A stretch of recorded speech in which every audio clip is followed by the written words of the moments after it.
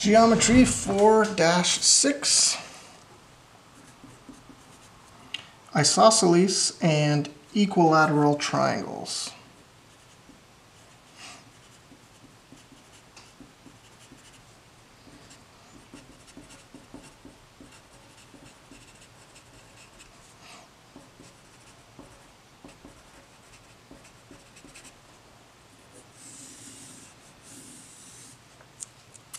All right, let's look at an isosceles triangle.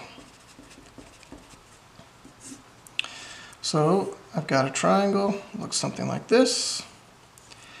I've got two angles that are congruent down here, and I've got two legs that are congruent. And so this side here is called the base,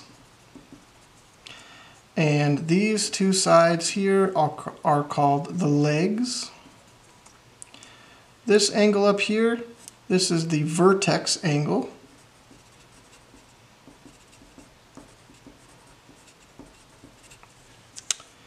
And these two angles here that are congruent, these are the base angles.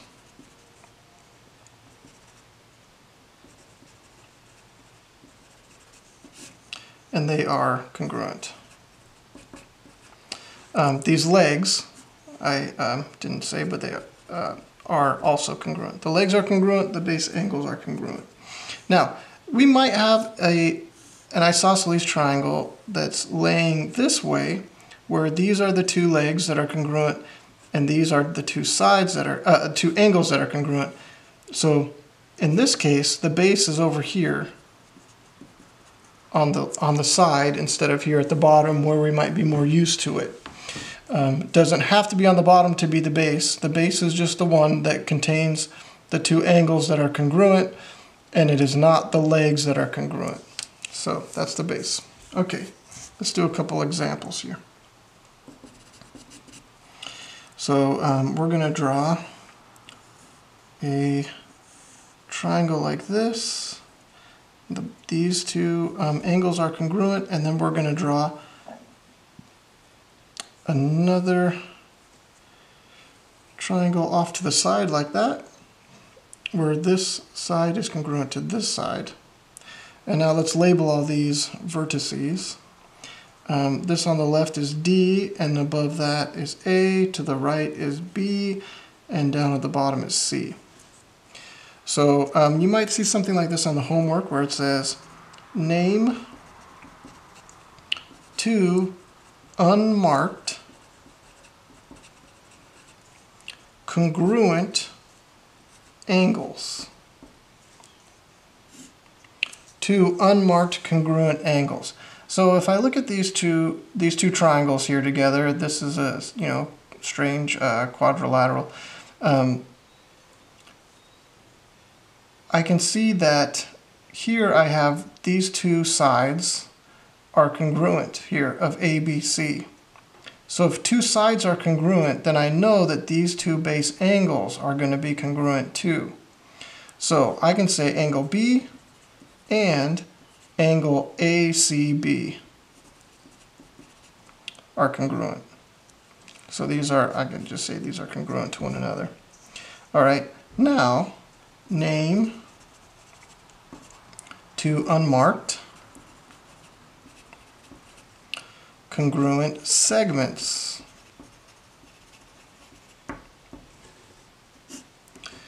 And so now I look at this again. These two are marked here. Now, but I've got two angles here that are congruent. So here would be my base for this isosceles triangle. I know it's isosceles because these two angles here are congruent. So that means that these two legs have to be congruent as well. So leg AD and AC are congruent. AD is congruent to angle AC. That's it. Let's have you do one. Let's draw like a kite.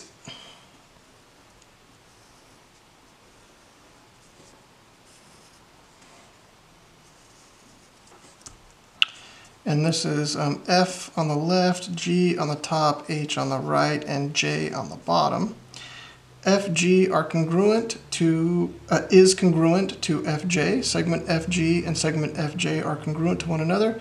Angle GJH is congruent to angle JGH. And that's all the extra stuff we get here. So now, name two unmarked congruent angles and name two unmarked congruent segments.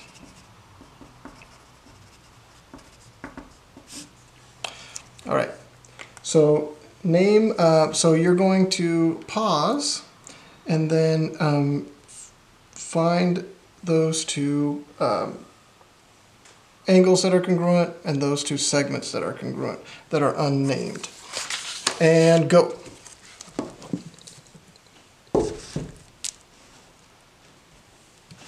All right, welcome back. I'm having some shade issues here. All right, let me just fix that, hopefully. Oh, can I? Oh.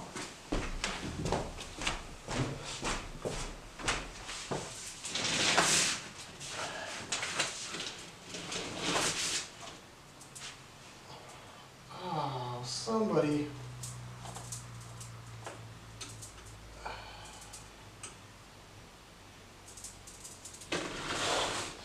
All right, Mr. B's back. Sorry about that. Let's check the U-try. See how we did. So I've got two unmarked angles that are congruent. So if I look at this triangle FGJ, I can see that these two sides are congruent here. So that means these two angles are congruent as well. So FGJ is congruent to angle FJG. So these two angles here would be the base angles, FJG. Angle FJG. All right, now two unmarked segments. So I'm looking at now here at this triangle because I see these two base angles are congruent, so that means that these two sides are congruent. So GH and JH are congruent. All right, that's the end of the U-try. All right, let's go ahead and look at the next little bit here. We've got some theorems that have to do with the isosceles triangles.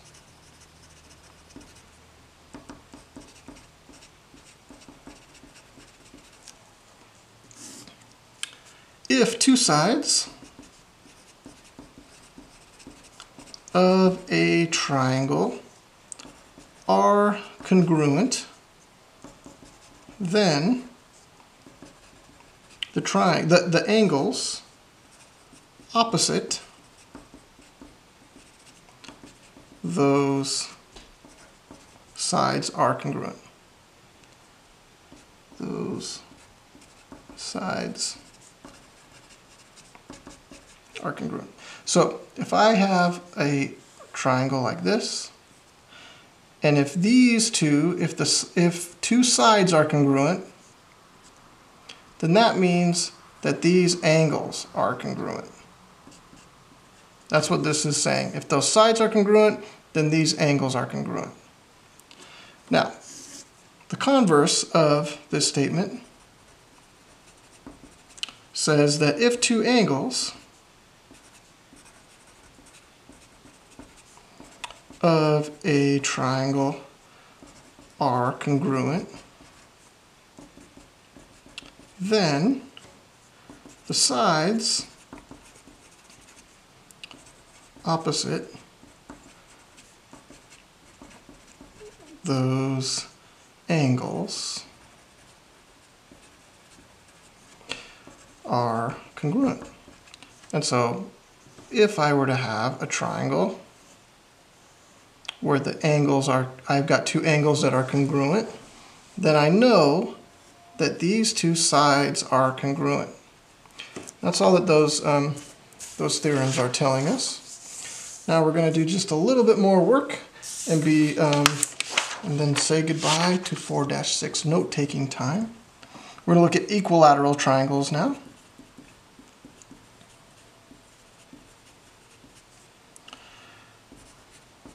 Equilateral triangles. Sorry, that's a little messy. It says equilateral triangles. Theorem.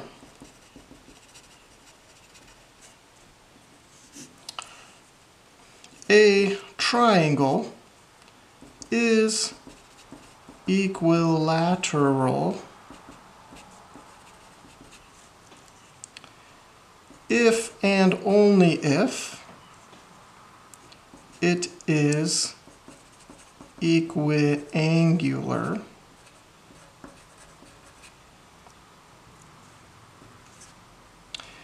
and each angle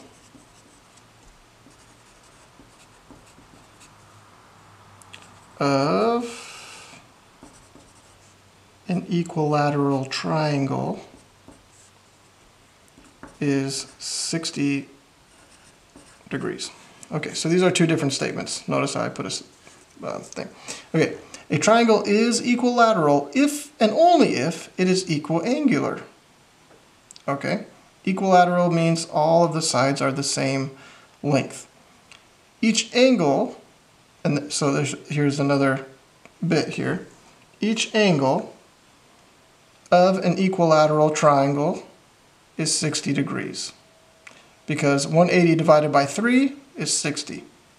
So let's do a couple examples and let's be done here. If I have a triangle, this is triangle X, Y, Z, and this side is 8 inches, this side is 8 inches, and angle X here is 60 degrees. I want to know what angle Y is, and I want to know what the length of YZ is.